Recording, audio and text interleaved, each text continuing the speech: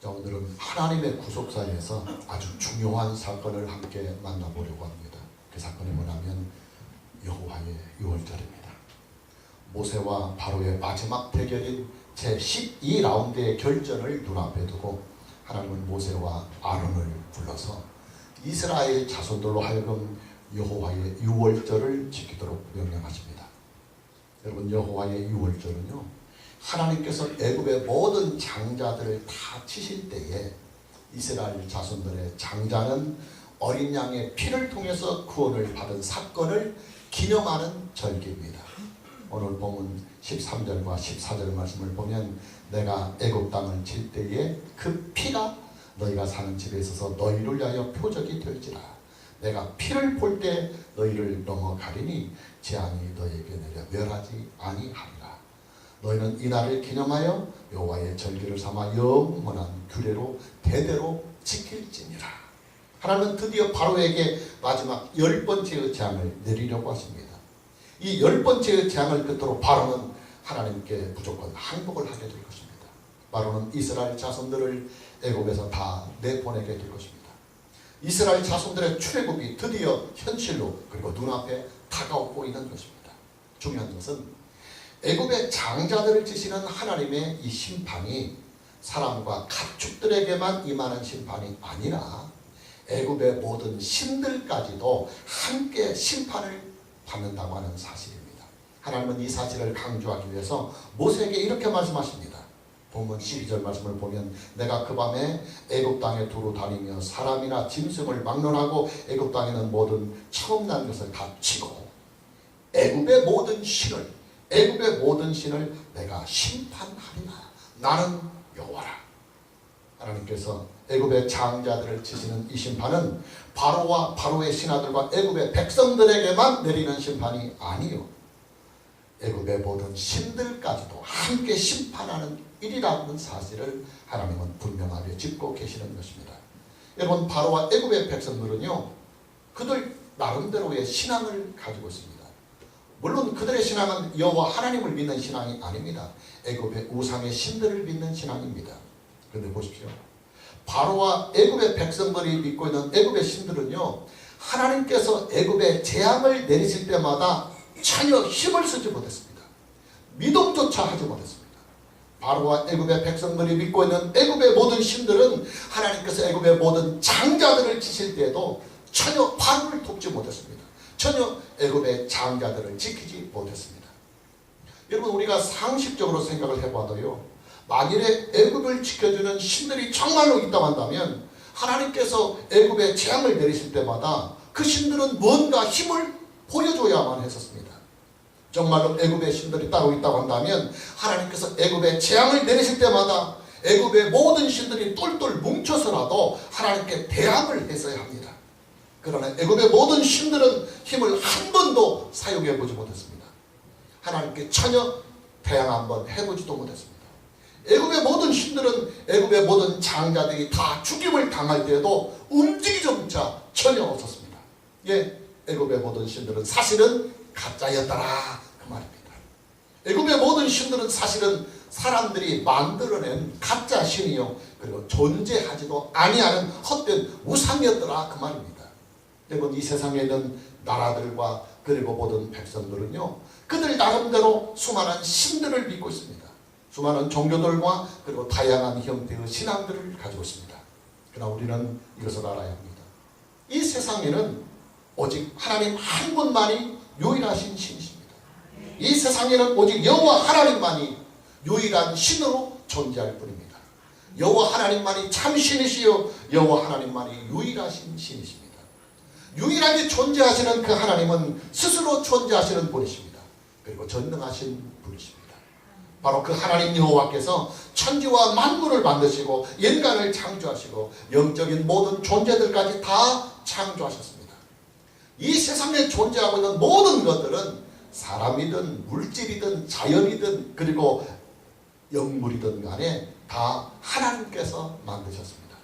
그리고 하나님은 창조하신 이 모든 피조물들의 세계를 통치하시고 주관하시고 섭리하십니다. 그리고 구원하시고 심판하십니다. 그리고 복을 주시고 징계를 하십니다. 하나님은 모든 피조물들의 창조자요, 하나님은 모든 피조물들의 구원자요, 하나님은 모든 피조물들의 심판자이신 것입니다. 하나님은 모든 피조물들의 왕이요, 그리고 하나님은 모든 피조물들의 주인이신 것입니다. 여러분, 종교의 생명에는요, 종교의 생명에는 믿는 대상에게 있습니다. 믿는 대상이 좋아야 그 종교가 좋은 것이고, 그리고 그 종교에 생명이 있는 것입니다. 신앙의 생명력도 마찬가지입니다. 어떤 신앙에 생명력이 있고 능력이 있으려면 그 신앙의 생명은 믿는 대상에게 있어요. 믿는 대상이 좋아야 신앙에 효력이 있는 것입니다. 사람들이 가지고 있는 종교와 신앙이 효력을 발휘하려면 적어도 몇 가지의 요건들을 가지고 있어야 합니다. 첫째는 정말로 신이 존재해야 합니다. 없는 신을 믿으면 그 신앙은 꽝입니다. 없는 신을 믿으면 그 종교는 꽝입니다. 그리고 둘째는 만일 신이 존재한다고 한다면 그 신이 능력이 있어야 합니다. 적어도 다른 신들과 싸워서 이길 수 있는 능력이 있어야 합니다. 그래야 다른 신들과 싸워서 자기를 믿는 사람들을 지켜낼 수가 있는 것입니다. 셋째는 창조자가 되어야 됩니다. 여러분, 세상을 창조한 신이 아니면 그 신은 무력한 존재일 뿐입니다. 만일에 창조자가 아닌 신이 있다고 한다면 그것은 신이 아닙니다.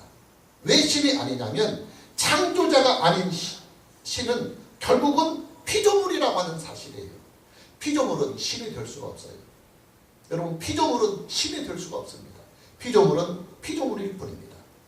마지막 한 가지는 신이 선해야 합니다. 만일에 존재하는 신이 악한 신이라고 한다면 그런 신을 빌어서 무슨 유익이 있겠습니까? 여러분, 애굽에 있는 모든 신들은요, 이 네 가지 요건들 중에서 단 한 가지의 요건도 갖추지 못했습니다.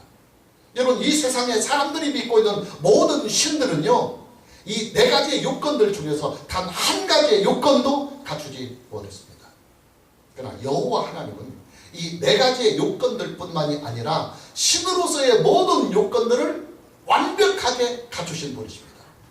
그래서 여호와 하나님만이 유일하신 신이요, 여호와 하나님만이 참된 신이시며 여호와 하나님만을 믿는 그 신앙이 유일한 참된 신앙이 되는 것입니다. 오늘 저와 여러분 모두에게 유일하게 존재하시는 창조주 하나님, 구원의 주 하나님 여호와를 우리 주 예수 그리스도 안에서 진실하게 믿는 은혜가 있기를 먼저 주님의 이름으로 축복합니다. 여호와의 유월절은 어린 양의 희생이 중심입니다. 아주 중요한 말입니다. 여호와의 유월절은 어린 양의 희생이 중심입니다. 오늘 본문 3절 말씀에 보면 하나님께서 이스라엘 백성들로 하여금 이달 열흘에 어린 양을 잡고 그리고 어린 양을 취하라고 하십니다. 그리고 5절에서부터 7절까지를 보면 그 어린 양은 흠없고 1년 된 수컷으로 하라고 말씀하고, 또 이달 열 나흘까지 간직하였다가 해질녘에 이스라엘 회중이 그 양을 잡고 그 잡은 양의 피를 그들이 살고 있는 집 좌우 문설주와 인방에 바르라고 말씀하십니다. 그리고 다시 13절 말씀을 보면 이제 여호와의 사자가 애굽에 있는 모든 장자들과 그리고 가축의 처음난 것들을 다 치실 때에 그 피가 문짝에 발려진 그 이스라엘 자손들의 집은 넘어가서 이스라엘 자손들의 장자가 구원을 얻을 것이라고 말씀을 하고 계십니다. 여러분, 유월절의 중심은요, 어린 양의 희생에 있습니다. 어린 양의 피에 있습니다. 어린 양의 희생으로 이스라엘 자손들의 모든 장자들이 죽임을 당하지 않을 수가 있었습니다. 어린 양의 피가 이스라엘 자손들의 장자들을 온전하게 지켜주신 것입니다. 중요한 것은 유월절 어린 양은 바로 예수 그리스도를 예표한다고 하는 사실입니다. 여러분, 성경의 주제는 하나님의 구속사가 주제입니다. 그리고 그 하나님의 구속사의 중심에는 오직 우리 주 예수 그리스도가 존재합니다. 하나님께서 타락한 인간에게 주신 최초의 구원의 언약이 바로 여자의 후손이었습니다. 우리가 여러 번 말씀을 통해서 만나게 되지만 다시 한번 더 보면 창세기 3장 15절 말씀에 내가 너로 여자와 원수가 되게 하고 네 후손도 여자의 후손과 원수가 되게 하리니 여자의 후손은 네 머리를 상하게 할 것이요 너는 그의 발꿈치를 상하게 할 것이다. 여자의 후손이 발꿈치를 상하게 될 것이라고 성경에 계시가 되어 있습니다. 피를 흘리게 된다는 말입니다.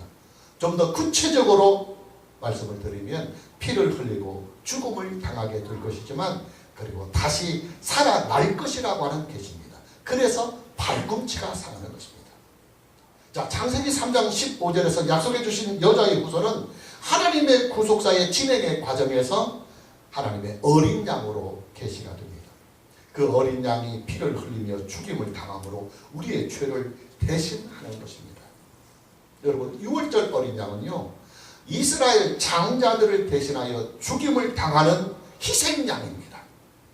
6월절 어린 양은 이스라엘 자손들의 장자를 대신하여 피를 흘리며 죽임을 당합니다. 그리고 그 어린 양의 피가 이스라엘 자손들이 살고 있는 모든 집들의 출입구에 일제히 발라지게 됩니다. 하나님의 죽음의 사자가 애굽의 모든 장자들을 칠 때 어린 양의 피가 발라져 있는 그 집들은 그냥 여호와의 사자가 넘어갔습니다. 패스 오버했습니다. 어린 양의 피가 이스라엘 자손들의 장자들을 구원해 내신 것입니다. 이때부터 6월절 어린 양은요, 구약 제사의 중심이 됩니다. 죄인이 하나님께로부터 죄사함을 받고 하나님께로 나아갈 수 있는 유일한 속죄의 제사가 됩니다. 6월절 어린 양은 구약의 이사야 선지자를 통해서 다시 메시아로 성경에 계시가 됩니다. 우리가 잘 알고 있는 말씀 이사야 53장 5절 말씀을 참고 구절로 함께 봅니다. 그가 찔림은 우리의 허물을 인하여 그가 상함은 우리의 죄악 때문이라. 그가 징계를 받음으로 우리는 평화를 누리고 그가 채찍에 맞음으로 우리가 나음을 받았도다. 이사야 선지자는요, 어린 양으로 오시는 바로 그 메시아가 우리의 죄를 대신하여 죽임을 당할 것이라고 예언을 하고 있습니다. 십자가 사건을 예언하고 있는 것입니다. 그리고 그 예언대로 예수님이 이 세상에 오셨습니다. 예수님이 이 세상에 오시자 예수님을 이 세상에 소개하는 사명을 받은 세례 요한은 예수님을 이 세상에 무엇이라고 소개하느냐 하면 보라, 세상 죄를 지고 가는 하나님의 어린 양이라고 소개합니다. 우리가 참고 구절로 요한복음 1장 29절 말씀을 보면 이튿날 요한이 예수께서 자기에게 나오심을 보고 이르되 보라, 세상 죄를 지고 가는 하나님의 어린 양이로다. 예, 우리의 죄를 대신하여 죽임을 당하시는 바로 그 예수 그리스도를 6월절 어린 양으로 소개하고 있고, 그리고 구약의 제사에서 드리던 어린 양이라고 세례 요한은 세상에 예수 그리스도를 소개하고 있는 것입니다.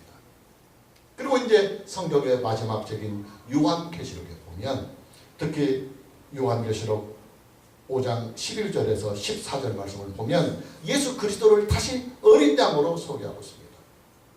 이 말씀을 보면 하늘에 있는 모든 천사들과 그리고 우주에 있는 모든 피조물들이 하늘의 보좌에 계신 하나님과 그리고 어린 양에게 일제히 찬양을 드립니다. 그리고 내 생물들과 장로들이 보좌에 계신 하나님과 어린 양에게 아멘과 경배를 드립니다. 천국의 예배입니다. 요한계시록에 나타나고 있는 이 어린 양, 바로 우리 주 예수 그리스도입니다. 무슨 말이냐면 하나님의 구속사의 중심은 예수 그리스도이다, 이 말입니다. 창세기 3장 15절에서 약속해 주신 바로 그 여자의 후손이 이스라엘 장자들을 대신하여 6월절 어린 양으로 하나님께 드려집니다. 그리고 6월절 어린 양은 계속해서 구약의 제사에서 속죄의 양으로 하나님께 드려집니다. 그리고 마침내 예수 그리스도의 십자가 사건을 통해서 구약의 모든 구속의 언약이, 구속의 약속이 성취가 됩니다. 여러분, 성경은요, 하나님의 구속사가 주제입니다. 하나님의 역사는 바로 구속의 역사입니다. 우리의 신앙은 하나님의 구속사가 중심입니다. 기독교는 하나님의 구속사가 중심입니다. 그리고 하나님의 구속사에는, 우리의 신앙에는 바로 예수 그리스도의 십자가 사건이, 어린 양이 우리의 죄를 대신하여 피를 흘리신 구속의 사건이 바로 중심이 되고 있는 것입니다. 여러분, 기독교는요, 우리 주 예수 그리스도의 희생의 터 위에 세워진 종교입니다.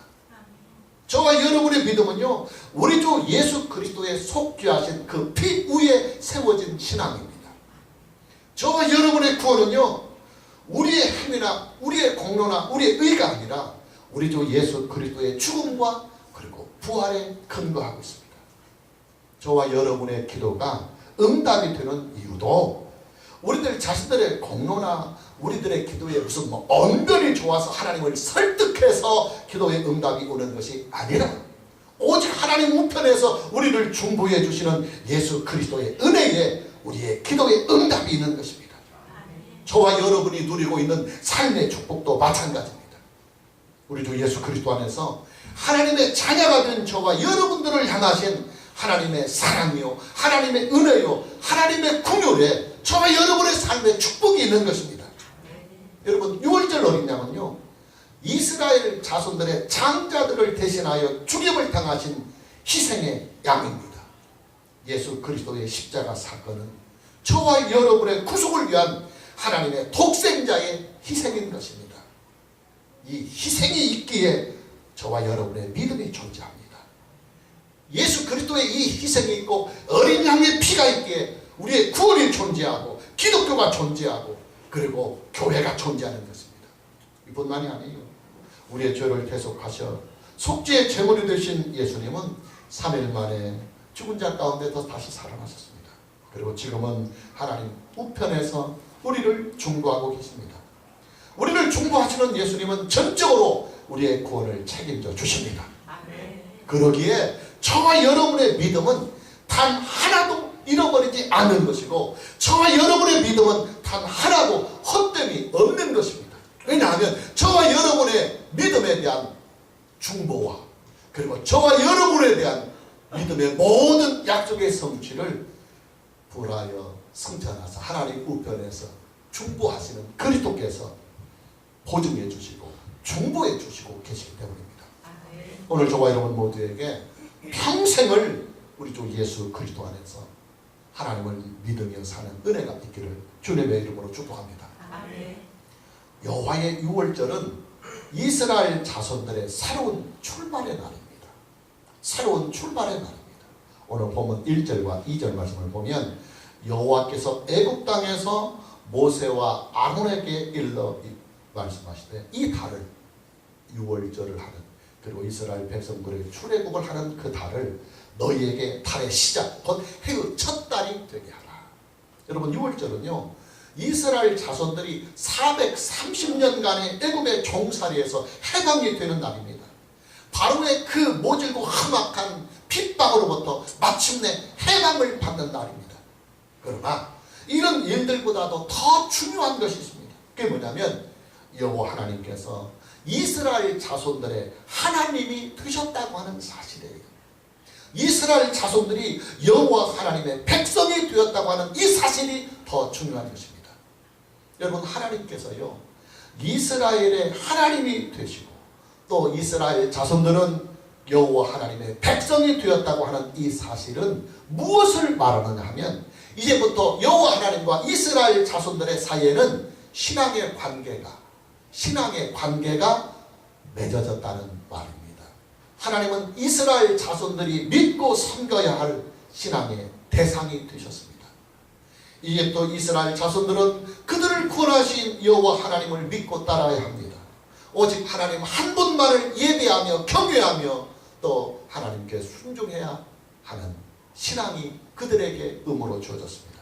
그리고 하나님은 이제부터는 이스라엘 자손들의 신앙의 주님으로서 이스라엘 자손들을 지켜주시고 또 보호해 주시고 돌보아주시는 책임을 하나님은 스스로 지셨습니다. 이제부터 하나님과 이스라엘 자손들 사이에는 신앙의 관계가 두텁게 만들어진 것입니다.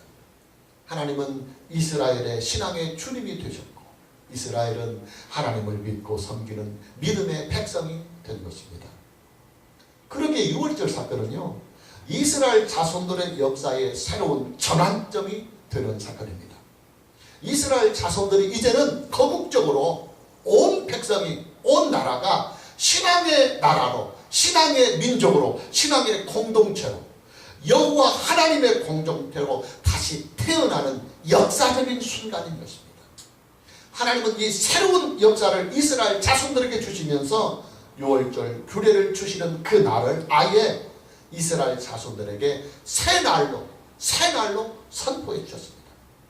이스라엘 자손들이 사용하고 있는 원력을 그 날을 기점으로 해서 아예 첫 달로 지정해 주셨습니다. 여러분, 이스라엘 자손들은요, 그리고 성경에 있는 원력은요, 이 세상의 원력이 아닙니다. 하나님께서 이스라엘 자손들에게 새롭게 주신 원력입니다. 우리는 그것을 이스라엘의 신앙력이라고 합니다. 세상의 원력이 아니라 지금 저와 여러분들이 사용하고 있는 원력 카렌다는요, 세상의 원력입니다.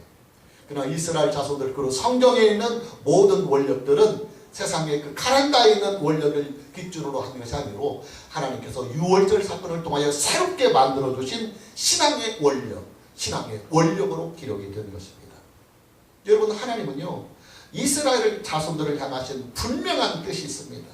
그 뜻이 뭐냐면 이스라엘 자손들을 오직 여호와 하나님 한 분만을 믿고 섬기는 신앙의 공동체로, 하나님의 교회로 세우시는 일이 하나님의 뜻입니다. 하나님은 이 일을 위해서 유월절 절기를 만드셨습니다. 그리고 이스라엘 장자들을 지켜주셨습니다. 그리고 이스라엘 자손들을 애굽의 종살이에서 해방을 시켜주신 것입니다.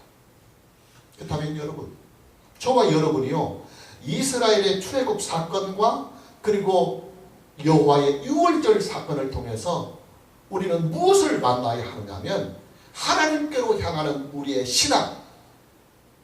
신앙을 이 말씀 속에서, 이 사건 속에서 만나야 합니다. 오직 우리 주 예수 그리스도 안에서 하나님 한 분만을 믿고 섬기며 순종해 나가야 하는 우리의 신앙을 우리는 하나님의 말씀과 그리고 이 사건을 통해서 접해야 하는 것입니다. 저와 여러분에게도 인생의 새로운 날이 있습니다. 저와 여러분이 예수 그리스도를 믿고 구원을 얻은 바로 그 날이 저와 여러분의 생명과 인생의 새로운 날이요, 그리고 분기점입니다. 우리가 참고 구절로 고린도후서 5장 17절 말씀을 봅니다.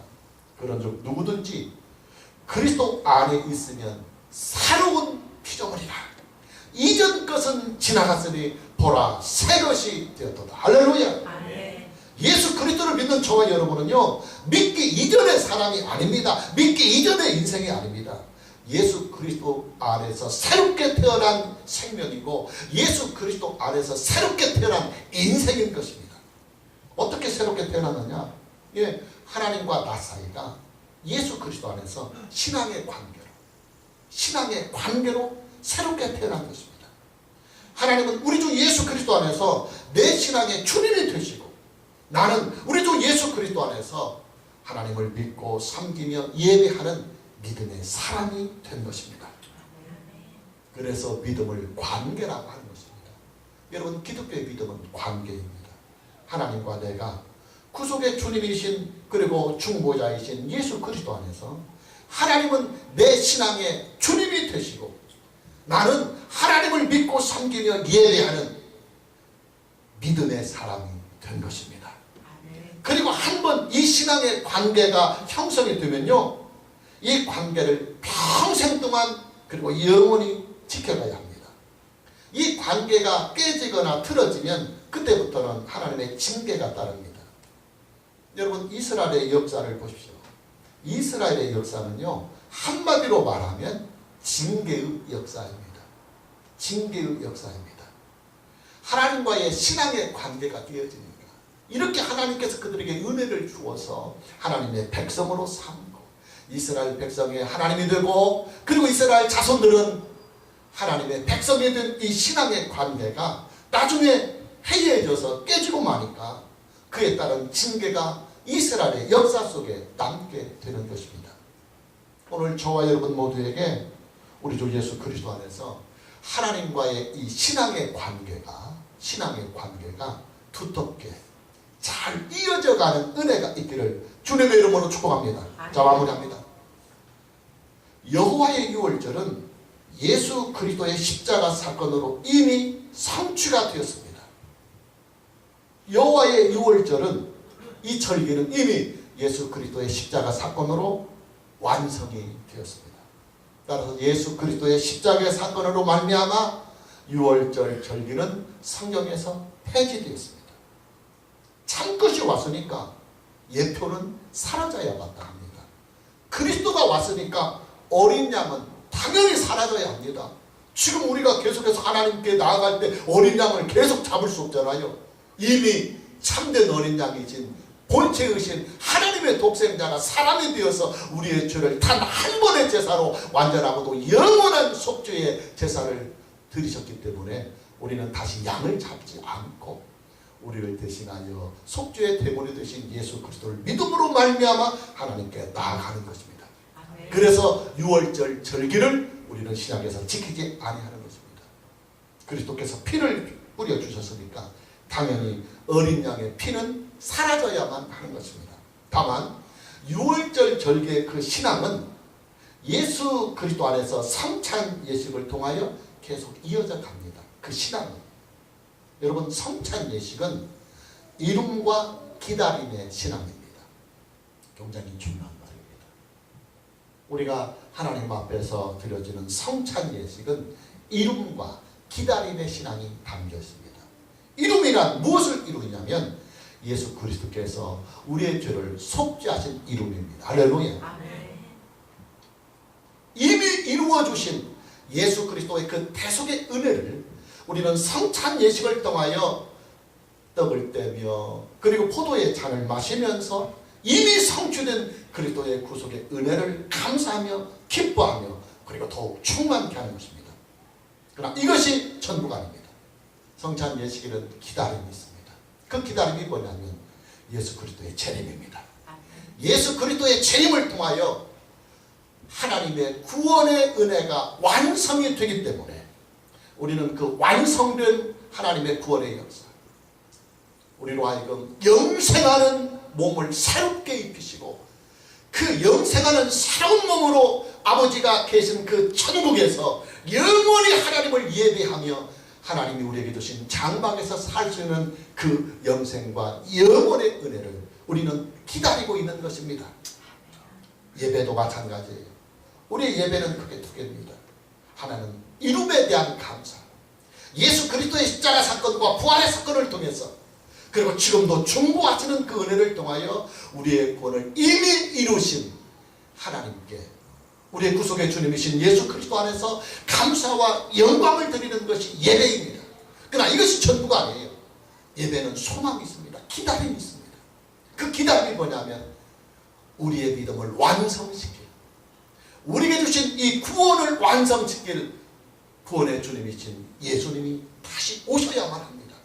그래야 영생하는 몸을 입고 그리고 그 영생하는 몸으로 아버지가 직접 만드신 아버지의 나라에 참여해서 영원히 살 수 있기 때문인 것입니다. 그래서 예배는 소망이 있습니다. 그래서 마라나타로 우리가 예배를 마무리하는 것입니다. 오늘 저와 여러분 모두에게 오직 우리 주 예수 그리스도 안에서 구속의 은혜를 충만하게 누리고 그리고 동시에 우리의 믿음을 완성시킬, 또 하나님이 우리에게 약속해 주신 구원을 완성시킬 예수님의 재림을 소망하는 은혜가 있기를 주님의 이름으로 축복합니다. 할렐루야. 찬양합니다.